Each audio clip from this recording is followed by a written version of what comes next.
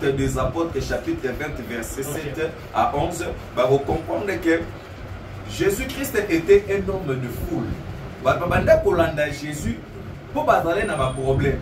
Ba tutango baye conseil, tango baye événement na yo organisé. Pour wana ba petit conseil, mais ba sali évangélisation te. Même ina ba o ba sali liboso. Ba petit ba conseil mais ba sali évangélisation te. Puisque lorsqu'il y a une évangélisation, tu dois comprendre qu'on doit nous présenter aux nombre de personnes qui se sont converties. Voilà, la Bible dit Pierre était devant la foule et on nous dit qu'il y a plus de 40 000 et quelques de personnes qui ont été converties. Mais après avoir joué leur concert, on nous présente qu'on a acheté des jets. Après avoir joué les concerts, on va présenter ma vidéo. Et les images, il y a que vous voyez dans mon concert, il y avait tellement de scandales. Donc le mort des gens est comme ils sont en danger. Le liwa ya batu, événement yo sali, le rôle batu bakoufi et moni que commission danger. Mais non, les gens sont venus pour la gloire de Jésus. Il faut les ressusciter. La Bible nous dit dans l'acte des apôtres, il y avait un homme qui était là pour écouter apôtre Paul. Apôtre Paul a entraîné le discours longtemps. L'homme a quitté le 3e niveau. Il écoute à Koufi d'étouffement. Donc, à quoi c'est quoi là? Donc, vous avez le 3e niveau. Ouh, na ma belle. Au Solanda. Paul a l'obité, non. Aïe, à Simbi, vous savez, ces allées n'a rien à dire. Hein? La relation na la na ça. Même attendez non luka. Maman Olanda na problème au biki. Papa Olanda na problème aux solution. Puisque la Bible nous dit je suis le chemin, la que Ndekonabiso car pour répéter encore la chair est chère pour des personnes qui sont chères. Pour na bateau bazali cher. Et alors pour profaner cher et en Zambé ils allaient vraiment couper ça le coup moment ensemble. Et alors Ndekonabiso et rançon azad no quitter a démontré que tout va que tout le monde a que le rôle a démon en personne n'a mataki. Non, aux Hollandais. Mais il fallait qu'il Ndeko Kalambai azala na ba conseiller à malamu pour ba la botali c'est qu'est-ce qu'il fallait faire par rapport puisque ceux allaient na ba ko matabazala na maloba place wana ya ba papa Patrice Moyimusoko. OK. Aux Hollandais, papa Patrice papa la biso de ningone papa na ni puisque likolo bateke non nazali ko puisque nga na pasteur oui on son azapé donc c'est à dire que na le roi papa na ya molimo. OK. Aux Hollandais na papa na molimo nazali papa molimo ya ba faire voilà donc c'est à dire que pasteur aza berger donc aya marabatu nyonso donc bango tout bazali ba non refuse personne aux Hollandais mais esengeli siko koyeba puisque lorsque un brebis perdu topé mon pagano moko besongolo pakala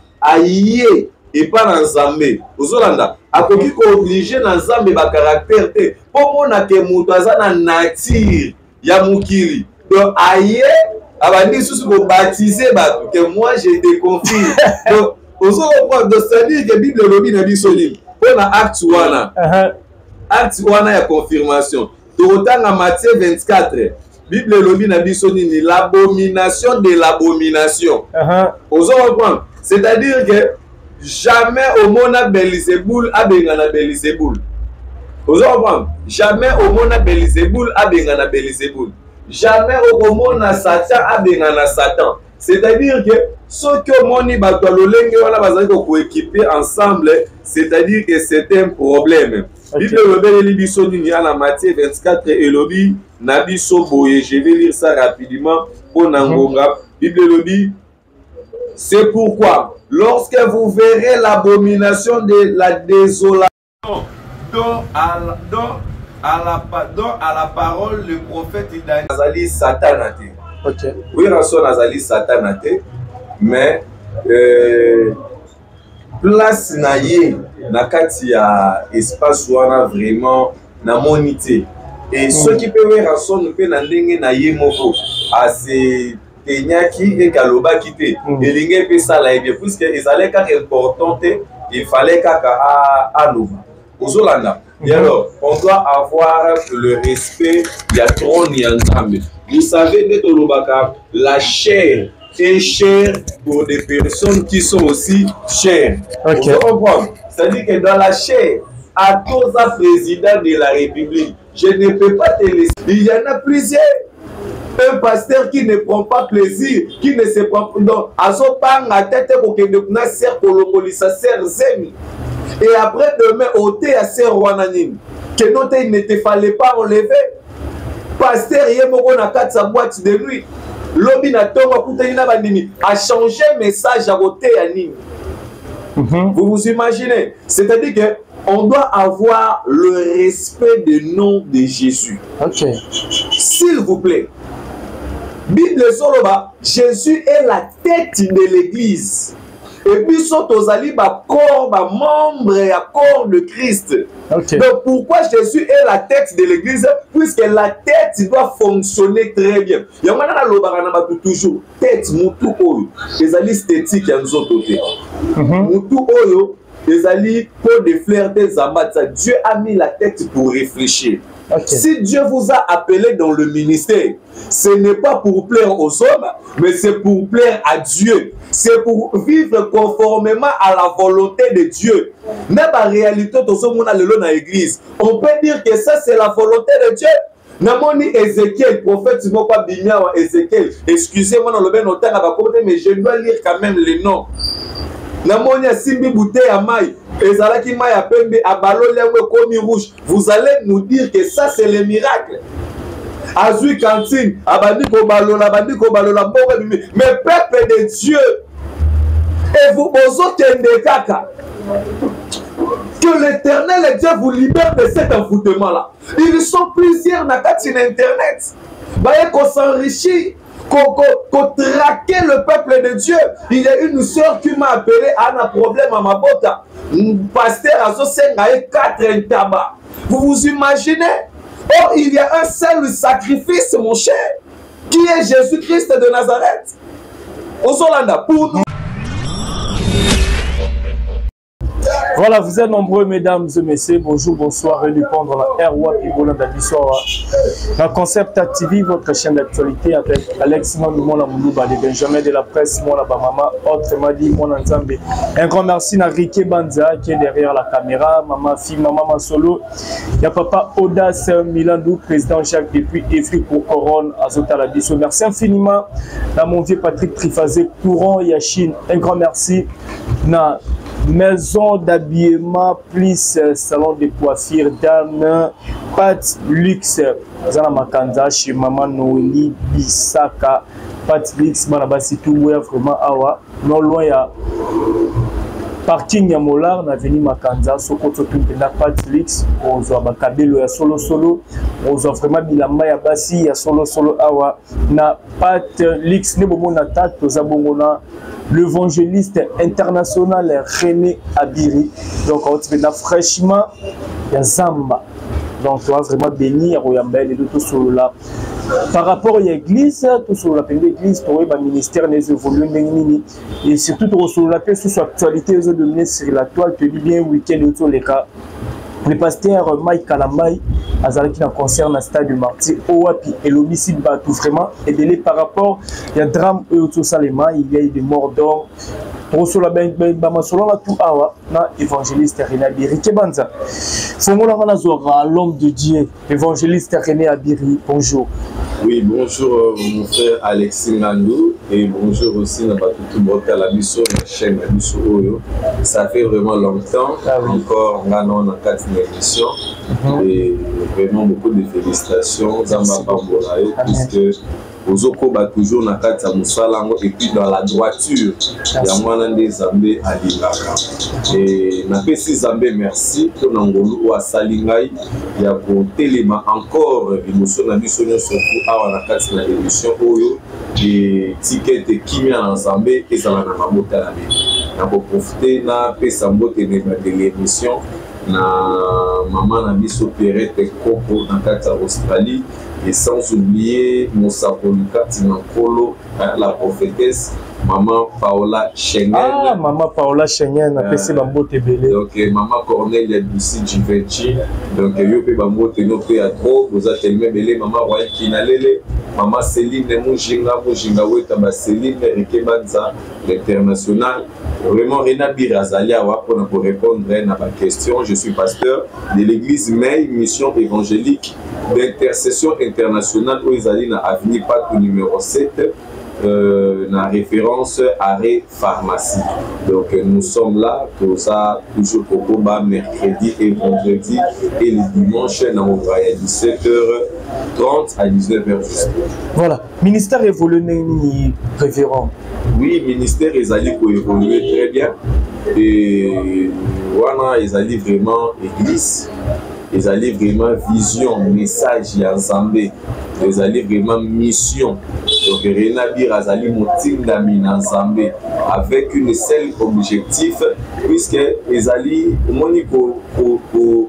c'est-à-dire quoi? Avoir un ministère, c'est une autre dimension. Okay. Donc, c'est le niveau oyo mutu azozala sérieux envers Zambé.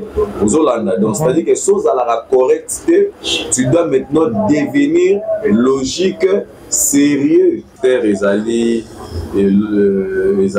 Mousalamoro vraiment facile pour nabaye oyo bandimi ozala obéissant.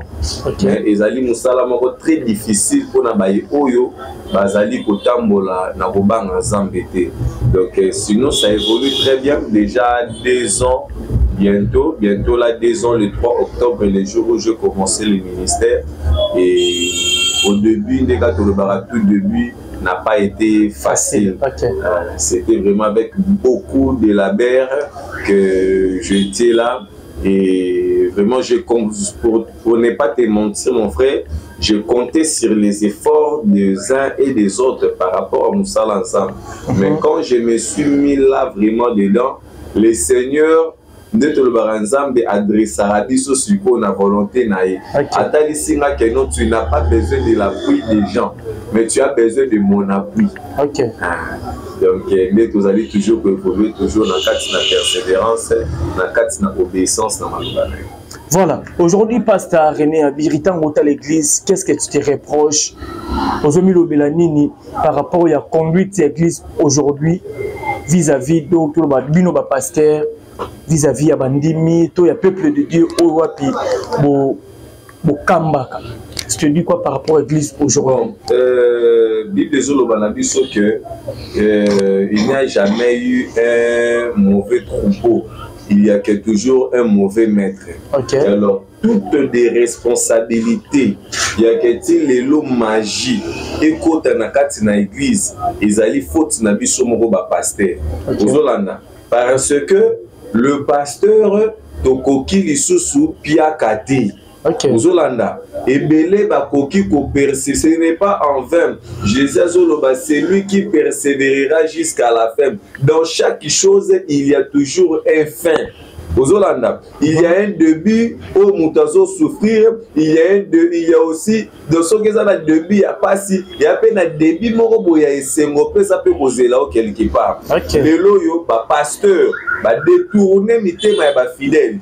Likambo bandeka lokwa likambo moko mukie. Ba pasteur ba komi ko bimana basi ya ba voire même na kati na ba église et même déjà incrédulité ba pasteur ba disloqué ou ezali ba famille ya batu lelo komi na ba séparation ba lebele ba koma ba fazer à cause ya ba faux prophétie. Dieu t'a rien dit, mais puisque tu as besoin de te faire voir, ya ke batu baloba mona baloba kete ye pas sakolaka ke ye alobaka ozolanda ça te servira quoi? Lelo basali nzambe belé au mona loro la ministère il faut alingana na maman moko boye asunga kaina ministère les places sorcellerie koti maman na siko kokoma kolia ye bandimi nozo na pasteur azo comporter na carte d'église bandimi bazo kufa or ba jipo bazo kabela ye wana zo ebate bazo sale yango échange na bandimi à cause de envier, à cause aujourd'hui les pasteurs ne sont plus humbles.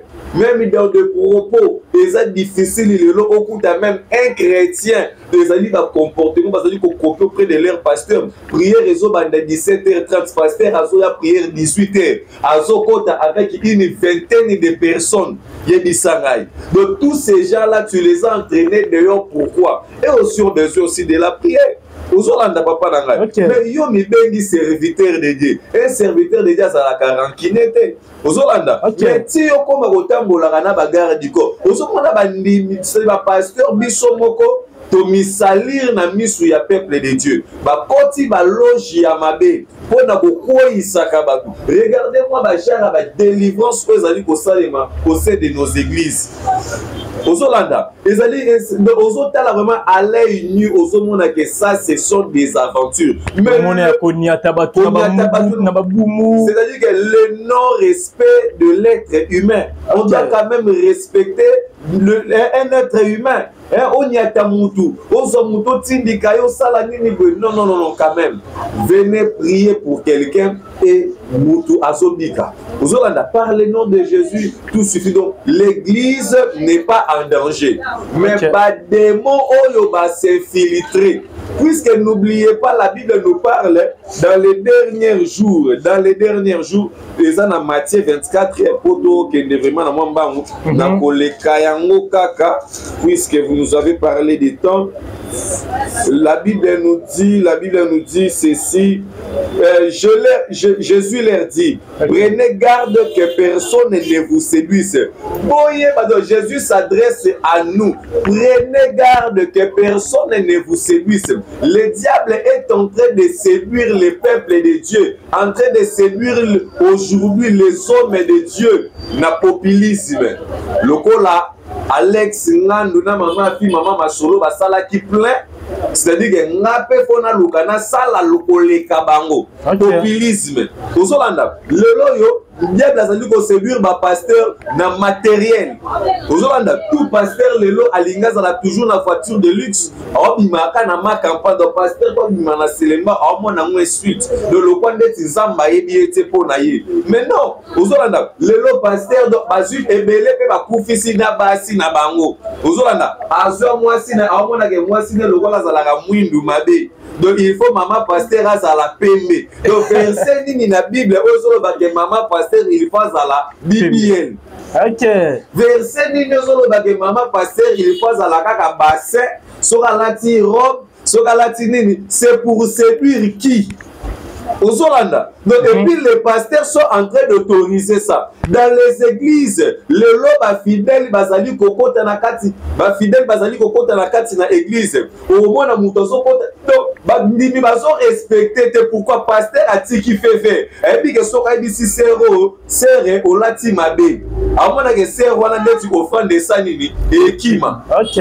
Ozolanda. Donc on préfère plus l'argent que de sauver les êtres humains. Je vais nous lire un verset biblique pour te conclure kakalikambu oyo. L'église n'est pas en danger. Bango moko bazali ko se mettre en danger parce que mutoyo bango bazo combattre, ce ne sont pas les hommes mais bazali ko combattre Dieu. Ozolanda. Oh mon côté na sena mukilo na mona telemela nzambe. Pour l'importance des âmes, c'est le verset on a ko utiliser moi même temps pour na moka ba question oyo kotuna awa mais na préféré na banda nango pour nous faire voir l'importance de l'âme. Papa nzamba blagakati pour na âme. OK. Si la mission de Jésus les allait capable sauver âme moko alinga que depuis baba kepe ne kuluzu pour un âme. Ozolanda. D'ailleurs Jésus a commencé le ministère seul. Ozolanda. Pourquoi peut concerne un stade de martyr ozayo moko ba tu es seul. Mais cela ne veut pas dire que Dieu n'est pas avec toi. Moi à l'église, papa, j'ai eu à prêcher dans l'église bandimi bazate bayete la moko face aux chaises. Si tu n'as pas ce cœur là, ozolanda lelo biso moko bapasteur tokotisi bana na nzambe na kati na libungi et puis bapasteur bakomi kosakrifie yango wana bible ezo prenez garde que personne ne vous séduise lelo bapasteur bakomi koinitie bandimi na kati na baloge mondimi ayaki po asambela me pasteur azwi adevie ye akomi kokotise na kati na bamauvais pratique ya magie. Il y en a plusieurs. Un pasteur qui ne prend pas plaisir, qui ne se prend donc azopanga tête kokende kuna ser kolokolisa ser zemi. Et après demain ôter à ser wananini que note il ne te fallait pas enlever. Pasteur yemoko na kati sa boîte de nuit. Lobi na tonga kutani na bandimi a changé message à côté ya nini. Vous vous imaginez? C'est-à-dire que on doit avoir le respect du nom de Jésus. Ok. S'il vous plaît. Bible soloba, Jésus est la tête de l'église. Et puis, sotozali ba corps, ba membre et corps de Christ. Okay. Donc, pourquoi Jésus est la tête de l'église? Puisque la tête doit fonctionner très bien. Il y a toujours tête, moutou oyo. Les alliés esthétiques, ils ont côté. Moutou oyo, les alliés pour des fleurs des amats. Dieu a mis la tête pour réfléchir. Okay. Si Dieu vous a appelé dans le ministère, ce n'est pas pour plaire aux hommes, mais c'est pour plaire à Dieu. C'est pour vivre conformément à la volonté de Dieu. Même en réalité, dans ce monde, dans l'église, on peut dire que ça, c'est la volonté de Dieu. Namoni Ézéchiel, prophète, tu ne pas Bigna ou Ézéchiel. Excusez-moi dans le bien notaire, mais je dois lire quand même les noms. Namoni Simbi Bouté Amaï. Ezalaki Maya Pembe Abalo Lewe Komi Rouge. Vous allez nous dire que ça c'est le miracle. Azui Kantine, Abadiko Balola, Abadiko Balola, mais peuple de Dieu, et vous osez kaka. Que l'Éternel Dieu vous libère de cet envoûtement-là. Ils sont plusieurs dans Internet. Voyez qu'on s'enrichit. Qu'on traquer le peuple de Dieu. Il y a une soeur qui m'a appelé à un problème à ma botte. Pasteur Azosengaye 4 tabac. Vous vous imaginez? Oh, il y a un seul sacrifice, mon cher, qui est Jésus-Christ de Nazareth. Aux Hollandais, pour nous sauver, pour nous libérer. La Bible dit qu'il n'y a aucune condamnation pour ceux qui sont en Jésus-Christ. Aux Hollandais, il n'y a aucune condamnation. C'est-à-dire que la stérilité est tombée. Crois et tu verras la gloire de Dieu. Tout le monde a passé du combat par le nom de Jésus. Arrêtez avec ces gens de Osé 4 tabac. Pourquoi? Donc 4 tabac, papa, maman, regardez-moi cette rise. Ok. Faites attention, peuple de Dieu. Le diable a infiltré, mais à Coca-Cola, Zambeti. Bible soloba, même les séjours de mort n'approviendront point devant la porte de l'église. Ils étaient combien face à Élie? Et combien ont été aussi renversés? Bien aimé, cette fois-ci, nous allons maintenant faire des prières, des grandes prières. Et vous allez vivre maintenant la démonstration de la puissance de Dieu. Je pense que pour la question, on a la structure. Voilà, merci beaucoup l'homme de Dieu. Toujours progresser lentement, sûrement, vraiment. Dans l'émission Nabiso, dans l'actualité, qui week-end passé, on a vu le pasteur Mike Kalambay ou à l'Ifraki concert, ou à Pabeng, c'est qui peuple de Dieu qui était au rendez-vous dans le stade de Martyr.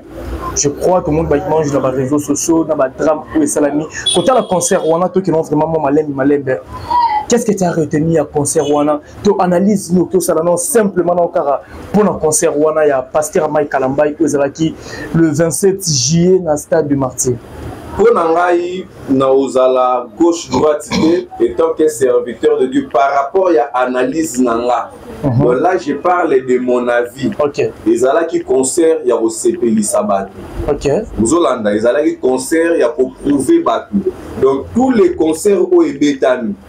Aux Hollandais. Donc tous les concerts au Ebetami, les Ali ba concert, il y a pour prouver Batou. Quand il fallait bandi concert naïe, ils allaient pour approuver Bagolois que il est le meilleur à Kinshasa, celui qui tient le monopole. Et Ferregola aussi se dira que non, Yo kokate, puisque moi aussi je suis là. Yepe ayepe na stade des martyrs a montré pe face na ye. Ozolanda. Et tout le monde pe ndeko na biso pe mususu pe ayepe na ndenge na ye. Yepe aye habite non moi aussi je dois peser fort. Oui, c'est bien bon. Vous êtes des artistes et musiciens.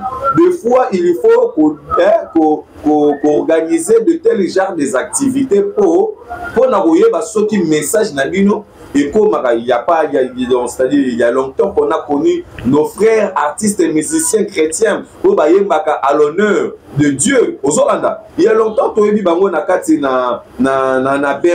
mais avec ce que nous avons vécu, mon cher ami, mon cher frère, ce n'est pas l'amour.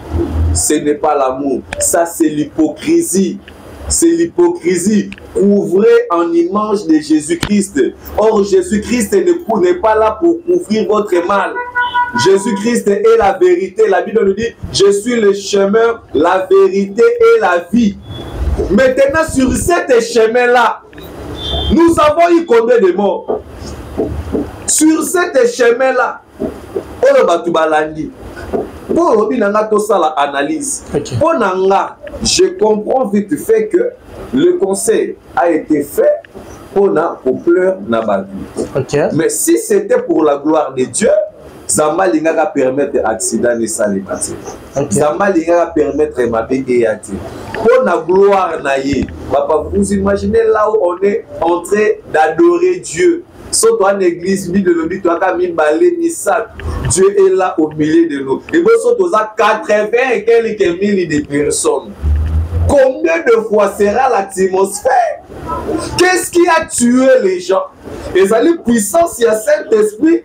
Ça lui puissance, il y a Belzéboul. Parce qu'il y a eu des débordements, qui puissance, il y a Nzambe. Et comment maman tout est?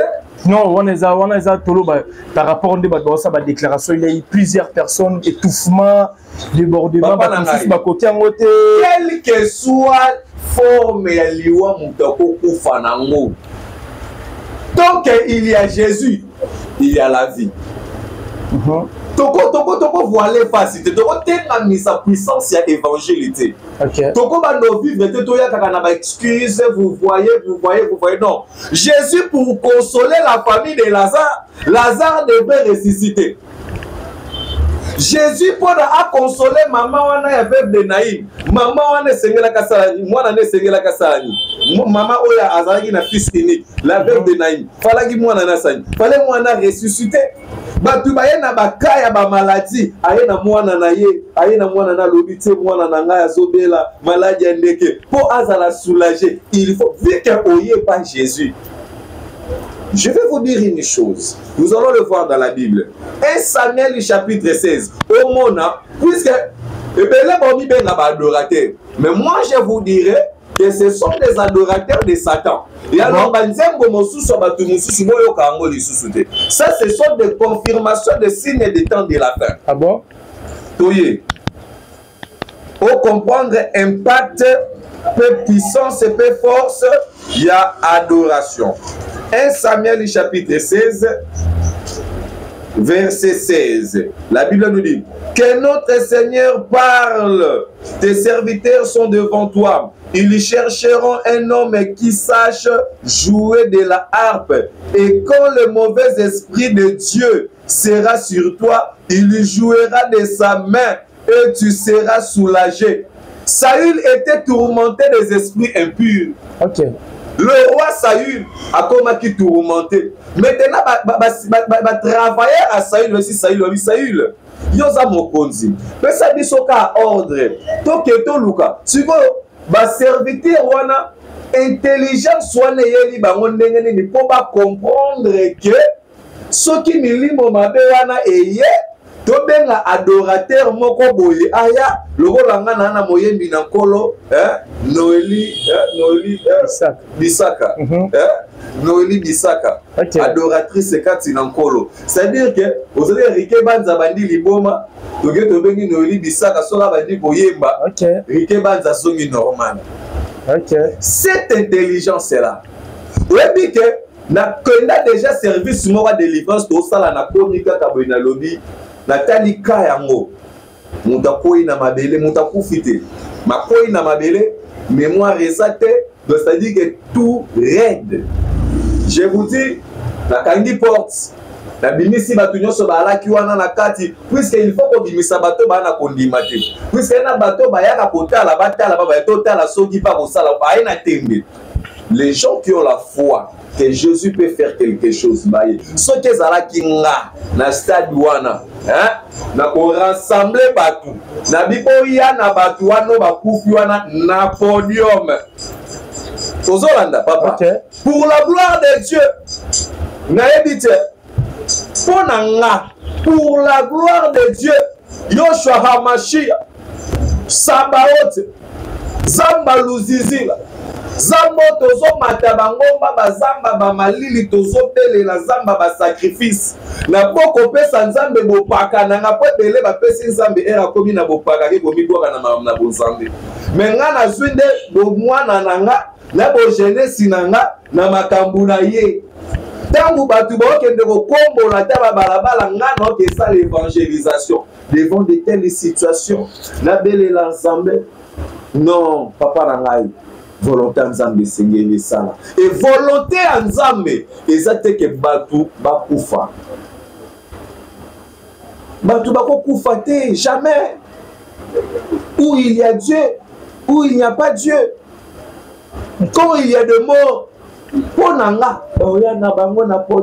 Je veux me mettre là. Je veux maintenant invoquer mon Dieu.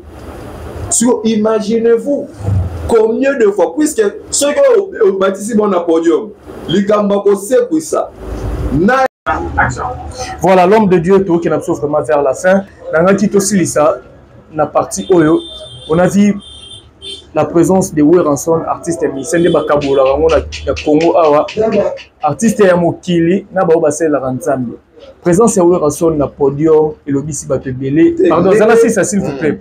Et l'obisi batebele et puis na ba dire quoi c'est qu'il faut la podium pour dire que je confirme maintenant frère ou pasteur Mike Kalambay au côté na cour des grands et l'obisi batebele par rapport au monde ba drame salami ya ba kufi et puis ba pasteur bazala ki wana pe na seo bafandaki de tout le monde peut déclaration ya prophète de Niles en direct état nabi pourquoi qu'on valoriser Weranson na podium au moment où il y a eu beaucoup de pasteurs dans stade de martyr pour n'aller parler d'asa contre concert ya Mike Kalambay selon lui il a dit qu'il n'y a pas eu Dieu na concert wana et ça concert trop satanique diabolique n'était sur ça la commentaire ni pour lui Weranson azali satanate OK Weranson azali satanate mais place na ye na kati ya espace wana vraiment na monité et ceux qui peuvent Weranson pe na ndenge na ye moko ase tenyaki et kaloba kité elinge pe sala et bien puisque ezalé ka importante il fallait kaka à nouveau Ozolanda. Et alors on doit avoir le respect ya trône ya Nzambe. Vous savez de Tolobaka la chair est chère pour des personnes qui sont aussi chères. Okay. Vous comprenez? C'est-à-dire que dans la chair, à cause du président de la République, je ne peux pas te laisser ma chair. Aux Hollanda. Donc, place nae ezali wanate. Aux Hollanda. Donc, Ndekonabiso, pour répéter encore, la chair est chère pour des personnes qui sont chères. Pour Nabato Bazali chère. Et alors, pour profaner cher et Nzambe, ils allaient vraiment couper ça le coup moment dans Nzambe. Et alors, Ndekonabiso Weranson Azad nous quitter a démontré que tout le monde que le rôle a démon en personne n'a mataki. Non, aux Hollanda. Mais il fallait qu'il Ndeko Kalambay Azalana ba conseiller à Malamu pour bien la bouteille, c'est qu'est-ce qu'il fallait faire par rapport puisque ceux allés na batuka pour matabazala na maloba place wana ya papa Patrice Moyimuso. OK. Ozolanda papa Patrice papa la so de Ningone papa na ni puisque likolo bateke non azali ko puisque nga na pasteur. Weranson azape donc c'est-à-dire que na le roi papa na ya molimo. OK. Ozolanda na papa na molimo nazali papa molimo ya ba frère voilà donc c'est-à-dire que pasteur aza berger. Donc aya marabatu nyonso tout bango tout bazali ba ne refuse personne aux Hollanda mais esengeli siko koyeba puisque lorsque un brebis perdu to pe moto mo pagano moko go songolo pakala aye et pas dans Nzambe ozolanda akoki ko obliger na Nzambe ba caractère te po mona ke mutu aza na nature ya mukili donc aye abandi susu ko baptiser bato que moi je te confie donc ozolanda de c'est-à-dire que Bible lobi na biso libre po na acte wana acte wana ya confirmation tokotanga Matthieu 24 Bible lobi na biso nini l'abomination de l'abomination ozolanda c'est-à-dire que jamais au monde a Belzéboul a bengana Belzéboul. Vous comprenez? Jamais au monde a Belzéboul a bengana Belzéboul. Jamais au monde a Satan a bengana Satan. C'est-à-dire que ceux que moni batololenge wana bazali ko équiper ensemble, c'est-à-dire que c'est un problème. Bible lobeli biso ni na Matthieu 24 et lobi na biso boye. Je vais lire ça rapidement pour nangonga. Bible lobi c'est pourquoi, lorsque vous verrez l'abomination de la désolation, dont à la parole, le prophète Daniel établit en lieu saint. Donc, et continue à lieu saint. L'abomination est continue à lieu saint. Donc, et le moins à niveau mokili et il y a un lieu saint. C'est-à-dire que, vous savez, je ne sais pas comment l'expliquer, comment le dire. C'est-à-dire que la Bible nous dit ceci. Jésus leur répondit, prenez garde que personne ne vous séduise.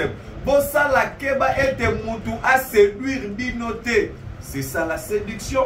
Moutou azali ko luka azala na foule, azala na immense. Puisque azali ko s'attendre na nini. Pendenge zabe loro bengi singa na émission. O s'attendre qu'il y aura un fait à moi zali vidéo. Lorsque na bengi singa ngananda kunanga na bengi si magicien. C'est-à-dire que après raconte wana, c'est-à-dire qu'il y a un feu. Tout le monde a Jean-Baptiste na kati ya libumu ya Élisabeth. Jésus na kati ya libumu ya Marie. La Bible déclare lorsque Élisabeth a écouté la salutation de Marie dans son ventre, l'enfant a tressailli. C'est-à-dire qu'il y a de présence des autres personnes dans des manifestations des enfants de Dieu. C'est ça la présence de la mort. C'est ça la présence de la mort. Puisque bateau bayaka kozwa batu baye, les hivers des sang baye. Vous comprenez? Les hivers des sang sont venus. C'est-à-dire que dans des organismes sataniques ou dans leurs manifestations, et tikala kozala jamais na réunion moko satanique et salemi sans pourtant coupe ya makila et salanini et tamboula. Ok, voilà, merci beaucoup parce que faut s'y attendre. Bon, c'est le seul moment il faut qu'on attende, faut s'y attendre vraiment. Il dit qu'il faut toujours la deuxième partie pour écouter l'émission. Toujours la deuxième partie suite. Il y a un évangéliste qui est là qui est là, toujours la mot. Voilà, pour clôturer, puisque au Katinga vraiment parole par rapport à Monga, acte des apôtres chapitre 20 verset 7 à 11, vous comprendre que Jésus-Christ était un homme de foule. Jésus, pour parler dans un problème, tant vous voyez conseil, tant vous voyez événement organisé, pour avoir un petit conseil. Mais ça l'évangélisation. Même il y a des liboso. Beti ba concert mais ça l'évangélisation. Puisque lorsqu'il y a une évangélisation, tu dois comprendre qu'on doit nous présenter nombre de personnes qui se sont converties. Voilà, la Bible dit Pierre était devant la foule et on nous dit qu'il y a plus de 40 000 et quelques de personnes qui ont été converties. Mais après avoir joué leur concert, on nous présente qu'on a acheté des jets.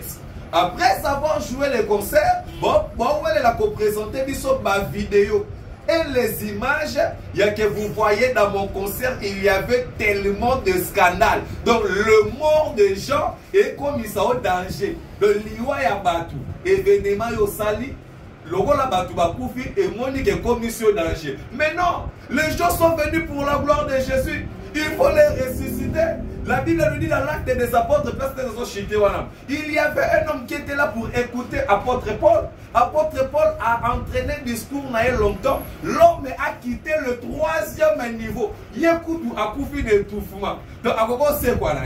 Donc moto auti na 3e niveau. Ouh na mabele. Ozolanda. Paul a l'obité, non. Aïe asimbi, vous savez, ceux allés n'arriver à vie. Hein? La relation à la ranamona même attendez non l'ouba. Maman Olanda a un problème au biki. Papa Olanda a un problème aux solutions. Puisque la Bible nous dit, je suis le chemin, la vérité et la vie. C'est lui qui s'introduit dans le chemin de Jésus. C'est-à-dire que à quoi coûte la liwate? C'est purement impossible. Tu vas couper dans le concert, on a baqué en fer. Baqué en fer, je te dis.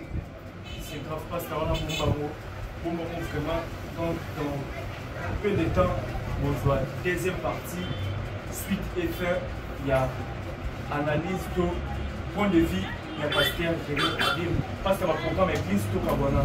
Voilà, tout ça dans le programme en église. Toujours préparé 21 Toumba. Le 21 Toumba, donc ils allaient pour un séminaire des nations, puisque l'église n'est pas locale, l'église est internationale. Donc mission évangélique d'intercession internationale. Et alors, toujours préparé 21 Toumba et Banda Awawa.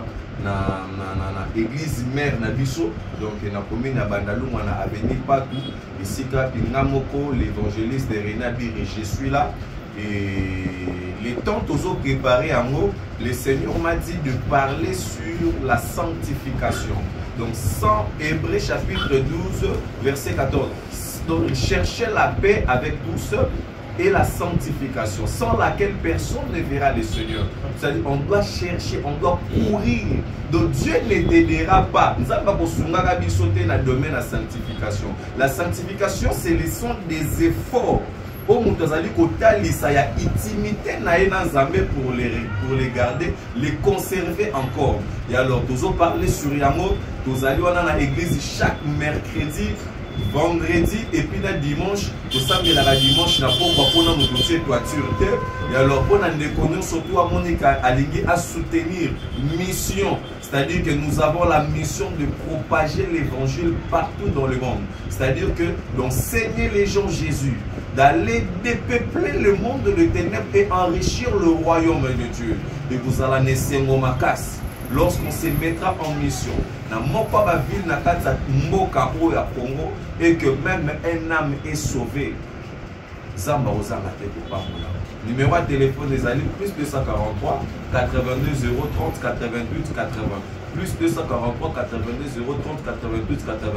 L'évangéliste René Biri est là très disponible pour recevoir à tout moment. Merci. Voilà, merci beaucoup Lord de Dieu, merci à tout, à tel bisou pour partager le vidéo. Merci na maison de Madame Pissalon, pas de luxe dans ma canzane, parking ya moula na sato ke banza pour la dimanche pour merci à tout pour tel bisou. On se retrouve à la prochaine numéro. Ciao.